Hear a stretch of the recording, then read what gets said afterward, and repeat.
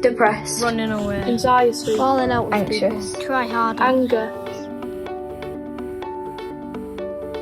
So behaviours often leave us scratching our heads and thinking about three things. What is a behaviour? Where does that behaviour come from? And how do we change that behaviour? Behaviour is our earliest form of communication. As babies, we are unable to verbalise what we are thinking and feeling. Instead, what we do is we show the world around us exactly what we may need through our actions. So why, as we get older, do we presume that everybody should be able to verbalise what they are thinking and feeling? We tend to not take much notice of the behaviour unless that behaviour ignites an emotional response within us, often leads to us wanting to control that behaviour rather than understanding where it comes from. So behaviour is often the tip of the iceberg. What we see in front of us, what we see within schools, within the home, what we may see that people are displaying isn't what the underlying need actually is. Nervous, determined, proud.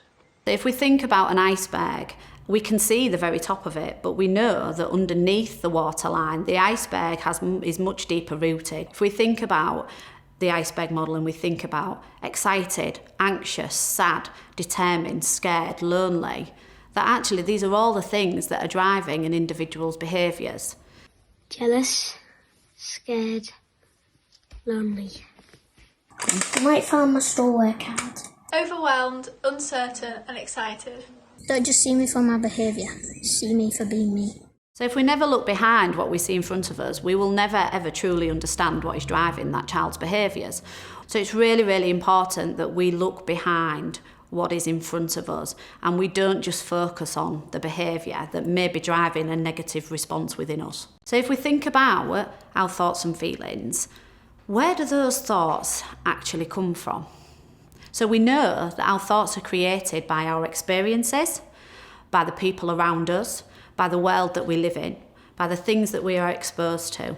Because we also know if thoughts and feelings create behaviours, we know that the responses we get to those behaviours will simply reinforce our thoughts and our feelings.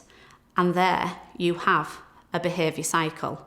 And that may be a positive behaviour cycle if the responses that we are getting are positive, but it may be also a negative behaviour cycle if actually what we are trying to show people creates a negative response. So when we have negative behaviour that is creating those negative emotions to people around us but are actually driven by those negative emotions internally, then we need to kind of look at actually should this behaviour be required to change for the benefit of the individual and the world around them. What can happen is that behaviours become unsafe.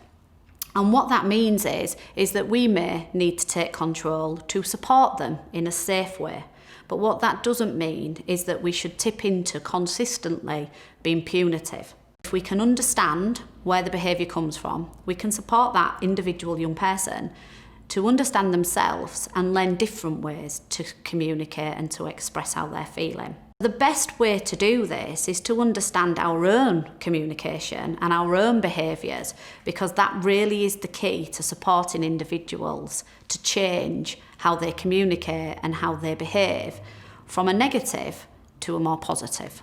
So if we understand that what we're seeing in front of us is a tiny, tiny piece and we understand the behaviour cycle, then how do we empower change? We may want to control and command and deal with that behaviour in front of us. And from times to times, when things become unsafe, we most definitely have to take control of the situation to keep ourselves and the young person safe. It's so important that we move back into the with box and working with that individual to understand what is happening for them, to understand what they are thinking and feeling, and to understand what they are trying to achieve. Because if we get a really good understanding of that, then we will be empowered to be able to help them feel that sense of belonging, that sense of self-worth, and feel in a much better position to understand themselves and feel listened to.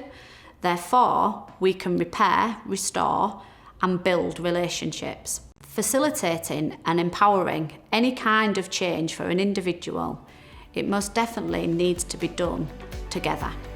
listening, understanding and learning. If you want to understand my behaviour, ask me what's happening, what am I thinking, how am I feeling. If you want to understand my behaviour, then just ask me. Ask me what's happening, what am I thinking, how am I feeling, and what do I need.